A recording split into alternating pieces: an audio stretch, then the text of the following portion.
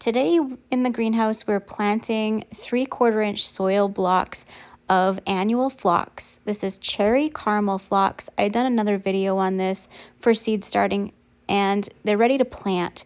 So today I'm planting them in the greenhouse. I've amended my beds in the greenhouse. Basically, all I do to amend my beds is I add some Annalita soil solution soil.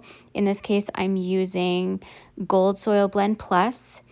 And so basically to plant these little 3/4-inch soil blocks, you dibble a hole in the soil and then you just drop the seedling in. It's good to have well-prepared beds for this. And I noticed that we have a predatorial mite at work right now. These guys come from leaf litter. They actually really like poplar tree leaves.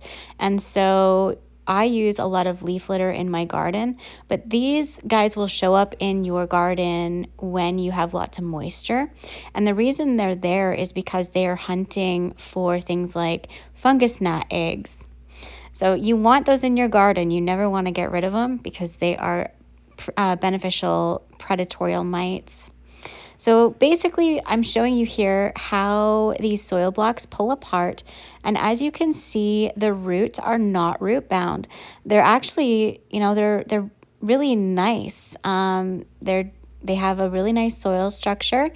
The reason why I prefer doing soil blocks opposed to cell trays is that the roots will air prune and they've already established a network of fungi and beneficial microbes on the root systems because I started them in living soil. So when they go into the ground, they're ready to grow. They're not going to spend a bunch of time establishing those networks, and lots of times that really prevents a lot of transplant shock.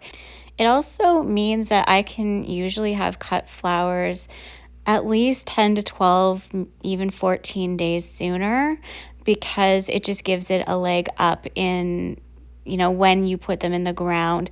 They just go directly to growing. They don't spend a lot of time building those networks with the root systems because they've already done that in the seedling process.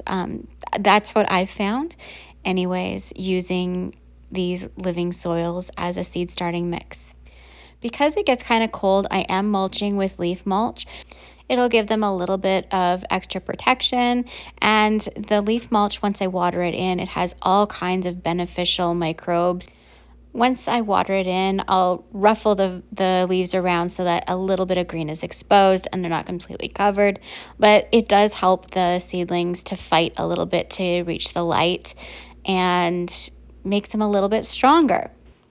If anyone is looking for some of the soil that I use, I do have a sale going on. Buy 5 bags, get 1 free. Thanks for watching.